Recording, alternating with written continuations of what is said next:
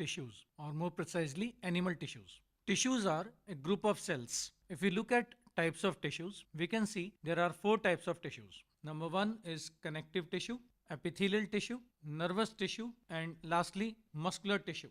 If we look at connective tissue, we can see that connective tissue is a tissue which connects one part of the body with another part. If we look at classification of connective tissue, first we have liquid connective tissue, which consists of two types, A, blood, and B, lymph. The second type of connective tissue are the hard connective tissues, which consist of A, bone, and B, cartilage. And the third type is connective tissue proper, which is further divided into three types: adipose tissue, areolar tissue, and fibrous tissue. Let us start with liquid connective tissue. And the first liquid connective tissue is blood. So the first obvious question is, how much blood is present in the body of a person? Or the correct answer is 8% of the body weight. An adult person weighing about 70 kg will contain 5.5 liters of blood in his body. So in the entrance, you can get questions in both the forms. Either it can be in terms of percentage, or they can give you a numerical value which will be 5.5 liters, which corresponds to an adult person weighing about 70 kg. Blood consists of two parts, a liquid part called plasma and blood cells. Plasma constitutes 55%, whereas blood cells constitute 45% of the total blood. Another question which you get in your entrance exam is, if 1 liter of blood is withdrawn from the body of a person, how much time is needed to replace it? The answer will be, there will be various combination of answers, but the correct combination will be, the volume of plasma comes back to normal limits within 24 hours, but the blood cells takes 2 to 3 weeks to come back to normal limits. In blood banks, blood is kept at 4 degrees centigrade.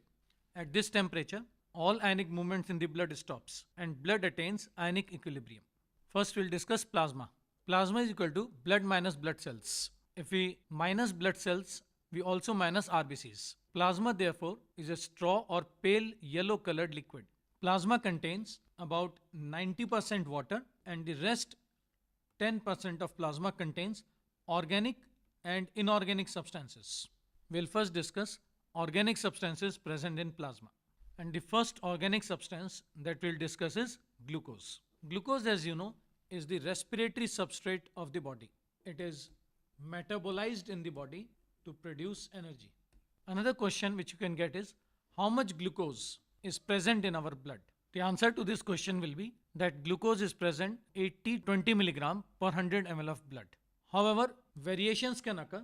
If there is an increase in glucose level, condition will be called hyperglycemia.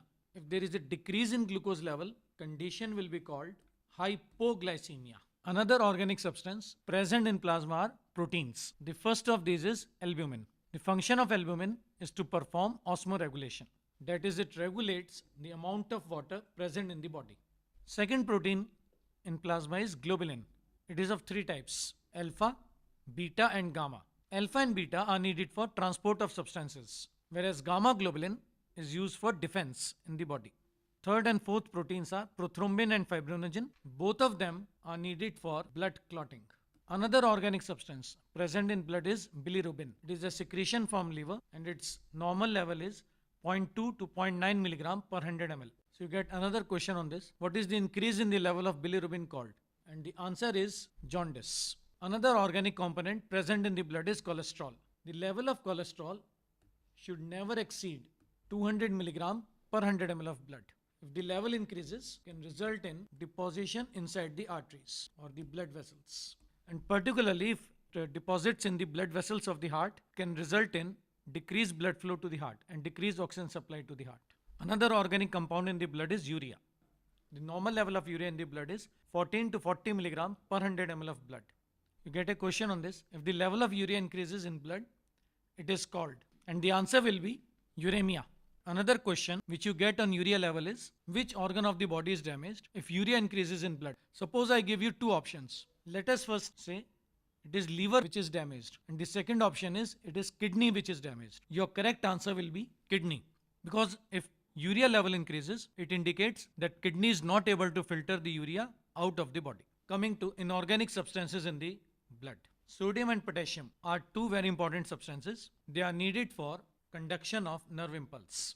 Another inorganic substance in the blood is calcium, which is needed for muscle contraction and blood clotting. Another inorganic substance in the blood is iodine, which is needed for formation of thyroxine. Other inorganic substances like iron, chlorine, magnesium, sulfur are also present in blood. We will now come to blood cells. There are three types of blood cells in our body: A, RBC, B, WBC, and C, platelets. So, three types of blood cells are RBC, WBC, and platelets. We'll first discuss RBC, also called erythrocytes, develops from bone marrow. They are the only cells in our body without nucleus. You can get a question: what is the number of RBC in our blood? Suppose I give you various options. The correct option will be B. That is, the normal range of RBC in our body is 4.5 to 5.5 million per millimeter cube. If we see this range, then 4.5 million is the range in females and 5.5 million is the range in males. Suppose I give you another question based on number, that increase in the number of RBC is called as A option polycythemia, B option erythropenia, C option leukopenia, or fourth option anemia. The correct answer will be polycythemia. This occurs when a person migrates to hills. This is a type of adaptation to high altitudes. Next we come to shape of RBC. Biconcave in shape. You can get a question on this. What is the advantage of biconcave shape? Answer will be, due to this shape, large amount of surface area is available to accommodate maximum amount of hemoglobin. Another question which you get about RBCs is about the lifespan of RBCs. Suppose I give you four options: 120 days, 220 days, 320 days, or 420 days. The correct answer will be 120 days. What happens to RBCs after 120 days? They are taken to spleen. In the spleen, the RBCs are destroyed and buried. So another question which you can get in this context is, what is the graveyard of RBCs? Answer will be, as we have just discussed, spleen.